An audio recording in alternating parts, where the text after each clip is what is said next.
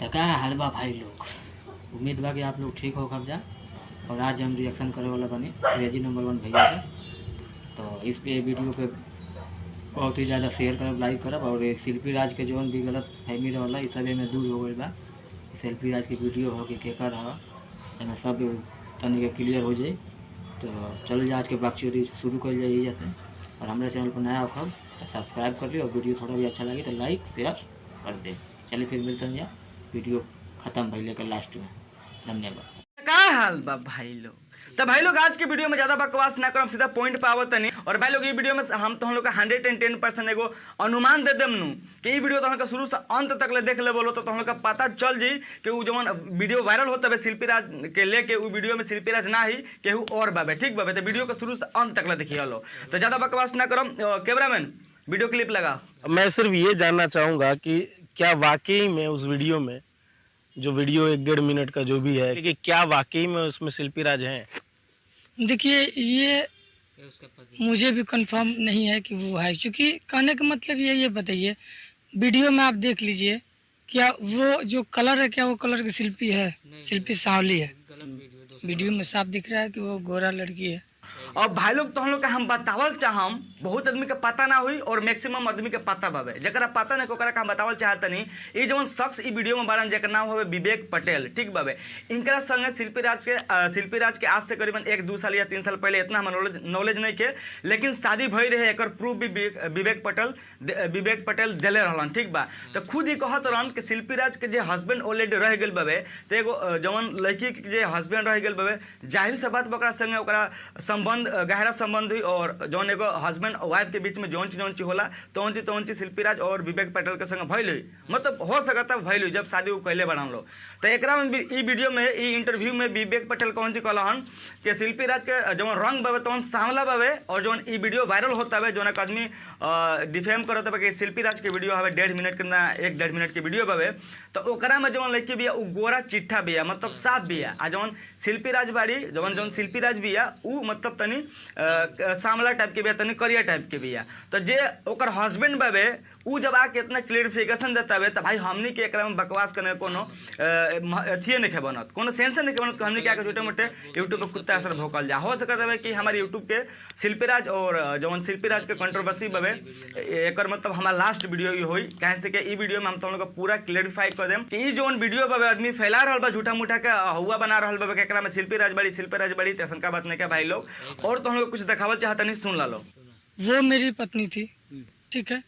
अब तो भाई लोग तो हम लोग का पता चल गई हुई कि शिल्पी राज और विवेक पटेल के बीच में का रिश्ता बावे, वो खुद अपना मुंह से कहलन। और बहुत पहले ये कंट्रोवर्सी एक बार छिड़ा रहे और सबका पता चल गए रहे कि विवेक पटेल के साथ शिल्पी राज के पहले शादी भई रहे। बहुत सारा फोटोग्राफ्स और बहुत सारा वीडियो क्लिप्स निकल रहे से आदमी के प्रूफ मिल रहे। ठीक बाबा, तो कोनो मर्द अपन वाइफ के बारे में झूठा लांछन ना लगाई, ये तो बात तो हम लोग के लीक कैमरा से ले लो।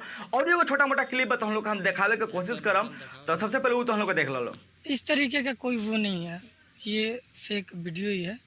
तो सुन ले लो, साफ विवेक पटेल बता दिलहन के उ मतलब सब फेक आदमी न्यूज़ फैला रहल बावे। उ शिल्पी राज ना है, कहीं से के एगो अपन वाइफ के एगो हस्बैंड से ज़्यादा केहू नहीं पहचान सकत। ठीक बाबे, उ कोनो भी रूप धारण कर ले मेहरौरी। ठीक बाबे, तो एजू के ई साबित हो जाता है कहीं से तो हम लोग का थोड़ा बहुत सेंस लगाव लो, दिमाग थोड़ा बहुत लगाव लो और सोचो लो के कहता है। ठीक बाबे, अगर विवेक पटेल चाहतन, कहीं से के शिल्पी राज और विवेक पटेल में बहुत बड़ा कंट्रोवर्सी भी रहे आज से करीबन 1 साल या 1.5 साल, हाँ 1 साल ना 10 महीना पहले। अगर विवेक पटेल चाहतन कि शिल्पी राज के फंसावे के तेजू की फंसा सकत रहलन, लेकिन भाई जौन सच्चाई बतौनी कहले बना तो हम लोग केजू से समझ सकत रहलो। और एगो छोटा सा क्लिप बा उहो देख लो।